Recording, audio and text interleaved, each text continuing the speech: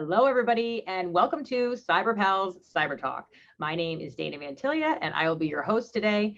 And I come from a company, Identity Protection Planning, started in the identity theft protection world, and then have developed into cybersecurity. I focus on the non-technical part of talking to the people that are causing most of the problems within organizations. And today we have a very special guest who is very technical. But before, I just want to let you know what we're going to talk about.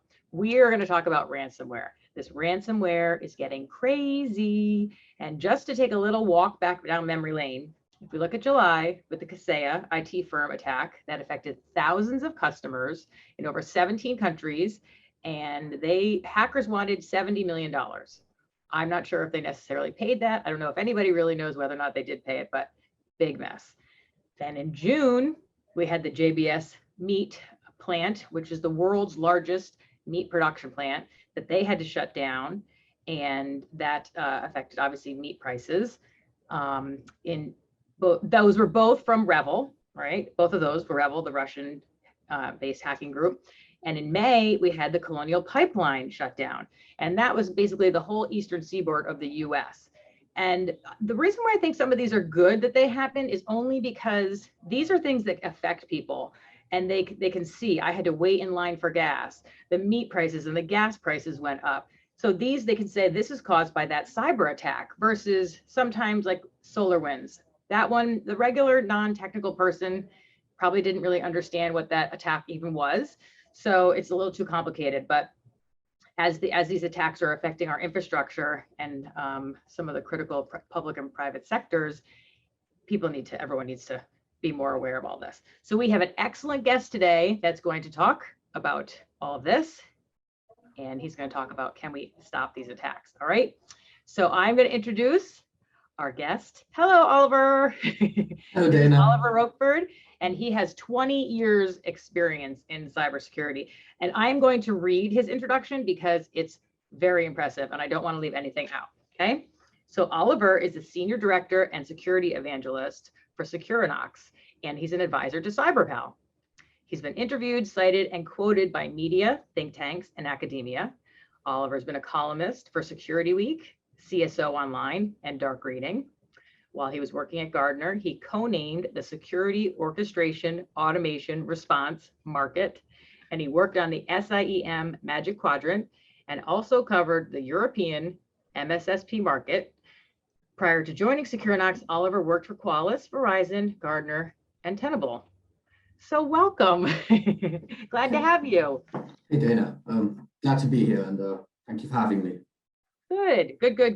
So you are going to help us figure out about all this terrible stuff going on here in the world of these cyber attacks. So as I just mentioned, they are attacking our critical infrastructure, our hospitals, public sectors, private sectors, and much more. So my first question is, can this be stopped? Are the cyber criminals now smarter than the actual guys that are trying to do the protecting? So I think, of course, we're going to get on top of this, right? A nice summary of this, something which I heard from a White House official just in a statement this week on critical infrastructure regulations, and he said that we've been kicking the can down the road for too long. And I think that's a good summary. We have this imbalance in the moment where offensive capabilities have outstripped defensive capabilities by far. We have a huge attack surface. We have this very unregulated supply chain when it comes to vulnerabilities and software bugs. We don't have the equivalent of, let's say, a recall like we do have in the car industry. And so we definitely have some catch up to do in terms of maturity. Right now, we've been caught blindsided. And what's really nefarious about the ransomware is that, of course, it is preying to an extent, on the least prepared. Part of this is just that it's a lot of the things that it's targeting are based on pure cyber hygiene. Things like patch management, things like configuration management, user authentication, really basic stuff, but things which at scale, at volume, actually get quite challenging to solve, especially when you have a fast-growing, fast-moving business, or you have a stressful environment like we've had during the pandemic over the last year and a half of that move to remote work. So I would say this is we talk about the fact that there's this constant arms race between offense and defense. And right now, the advantage has gone to the criminals. But we're catching up. There's a lot going on, as you've seen, just based on government activities. One sobering thing, though, which I thought, and this is the economic angle to it, is that it's a very lucrative market. Estimates, most recent ones I've read, claim that in 2020, $18 billion ransoms were paid, minimum, because these were the ones which were publicly disclosed, so that's for minimum. The entire cybersecurity market is estimated at 150 billion. So the ransomware market is 12% of cybersecurity spend. To kind of put that into context, you can imagine there's a huge incentive for criminals. And that's the clue to it. We have to make it more expensive for them to succeed.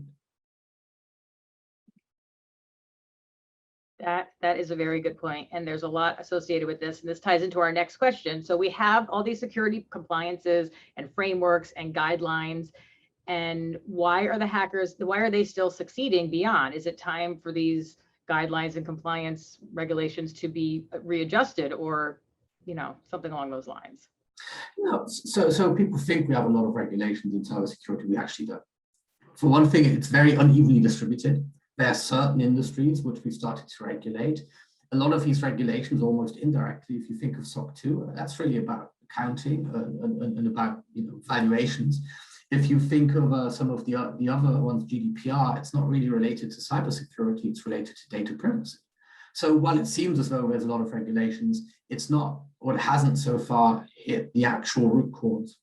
We're starting to see a change with that. Of course, we've had the White House executive orders. We also have a bunch of European regulations which have started being introduced for this. At the same time, regulations provide you with a baseline, their bare minimum. They also help to standardize, and that's the danger. The danger, of course, is that if they're too prescriptive, if they're too detailed, it will give you one solution to a problem which actually requires far more, because there's no one size fits all. And the counter danger is that if they're not prescriptive enough, well, organizations don't really know how they're supposed to translate this. I think when you have emerging technologies, and we have this mix of legacy technologies coexisting with emerging technologies, regulating it isn't easy at all. And that's what regulators are learning now. How do we regulate this? How do we do it effectively? That's just something which takes time. If we look at the aviation industry or the automobile industry, the first decades of their existence, they were also unregulated. It was something that regulators had to learn together with industry. Yeah, that's a very good point. And then also the human element of things, which I always like to touch base on, that even if everybody was at least doing the bare minimum, we would be in a much better place. But I like to say, and I'm sure you'll agree with this, that it's a cultural change within any kind of organization, no matter if you're big or if you're small. It's changing the thought process. And I always say this is not 1985 anymore, and everybody needs to understand that we cannot operate the same way that we did in the past. And we need to all help out, along with some of the products that you're probably going to talk about soon. We also need to, what do we need to do with the people to get them up to speed? So, okay, so here's another question. So is there a better plan or something, another option to do, as opposed to paying the ransom or doing the disaster recovery? Because I think, unfortunately, the ransomware is going to get even worse because they're getting paid. And so now it's like, woo, okay, this is a good, profitable business to be in. So what else can we do besides pay the ransom or do the disaster recovery? So yeah, I think you're right. It's a very, very lucrative business, right? 32% of impacted victims pay the ransom. $18 billion in 2020 at minimum.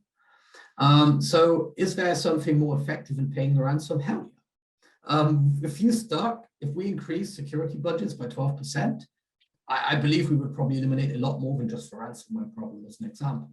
So this is really about investing more, but I think there's also a problem with that, and that's the fact that you can't do 100% effectively. You're never going to prevent 100% of incidents, because there's a point of diminishing returns.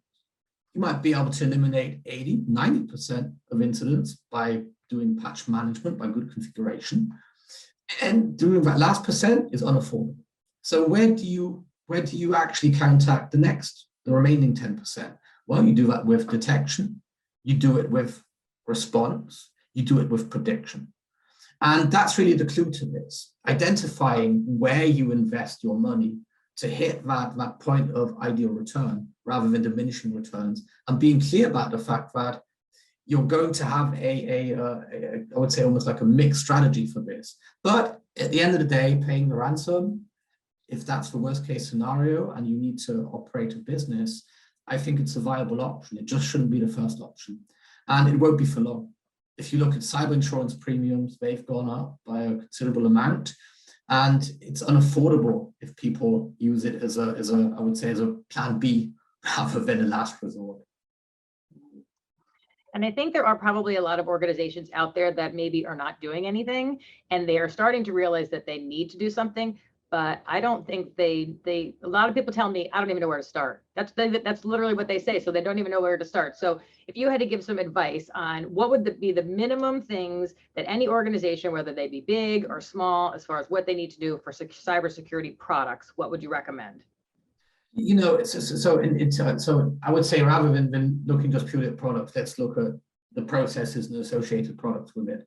And really begin with the basics. Asset inventory management. You need to know what assets you have to protect it.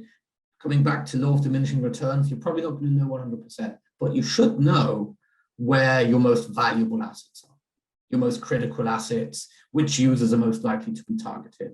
And you need to focus on those. You need to get better at patch management. You need to get better at vulnerability assessment. You need to get better at configuration management and network segmentation. Basic zero trust approaches, really. That's the foundation of cyber hygiene. But you can't rely on them. There's 0 days. There's human error. So you also need to have something which gets triggered when that fails, which normally is monitoring. Now, monitoring is something which can be quite expensive. If you want to do 24/7 monitoring, you need a minimum of 10 to 12 people just to keep warm bodies on the seat. Regardless of how much work you have, that's just to cover the 24/7, which is unaffordable for most people. So if you're, I would say, a smaller, less well-funded enterprise, consider adding services rather than products.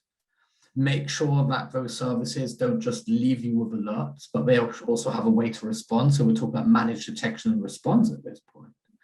And I guess that's the other thing to consider, not just the detection and the monitoring, but being able to respond to it.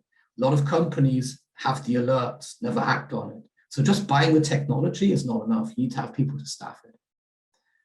So those are the basics. If you have more time, beyond that, be a bit proactive. Do a bit of threat hunting if you have the ability and the time. But it's iterative. Don't do threat hunting if you're not doing good cyber hygiene.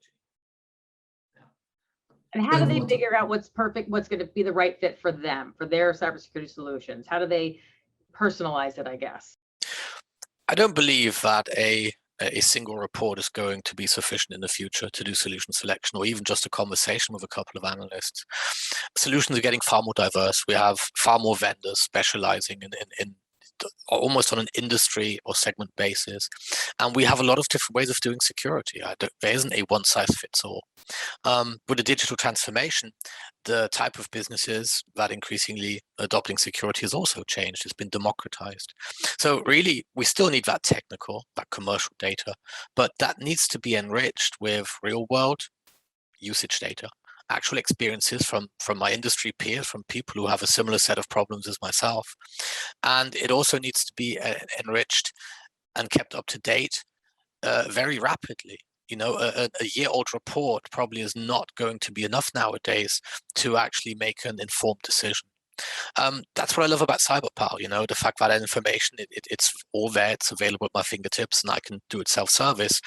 I still don't think we can eliminate human analysts completely, but I see them more as curators, as people who are going to ensure that the data is ready for consumption and it is prepared in such a way that a business is going to need to be able to do really well-tailored and informed solution selection. And so if you're going to be looking at your SIEM and UEBA, for example, there's so many different combinations of that.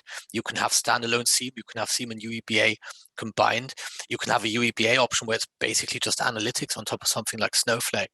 And, you know, we long know that the analyst reports aren't really able to evaluate all that diversity well. It's going to require a technical solution with a human in the loop. Yeah, and I think some of the small companies, they think, well, I don't have anything of any value, so I don't really need to do anything. And that's the wrong way for them to be thinking, because they are definitely a target, because the hackers know that they're probably not doing very much. So I suggest to them, I know the device inventory you were just talking about, an easy way is to take, let's say you have a 20 employee company, take a list of the employees and then just go through and look at, okay, here's Mary in accounting. What computer is she using? What systems is she logging into? And then by the end of all this, you'll be able to have a device inventory, an access management, starting point for logging. And that's at least, they're not intimidated when they're thinking about a specific person. They know where they sit, they know what the computer they use, and that's at least, to help them with some of the non-technical aspects of things. But well, thank you very, very much for all of your help. This was a very, very great topic for us to be talking about, especially these days. So thank you very much, Oliver. Yeah, thank you very much for having me. And, I guess my last closing statement would just be that don't get too caught away with the next shiny thing. I don't think you can just rely on antivirus and on patch management. They're not going to help you by themselves, but they're an important pillar to build anything else on. Focus on the basics. If you're adding something that's emerging, make sure it's a fit for your business need and not just the coolest next thing that somebody's chasing, because that budget probably could be invested wiser in something that's going to actually help you. And thank you for having me, Dana.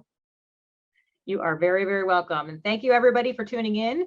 We're glad you were able to listen to our Cyber Talk, and we hope to see you next time on CyberPals. Take care.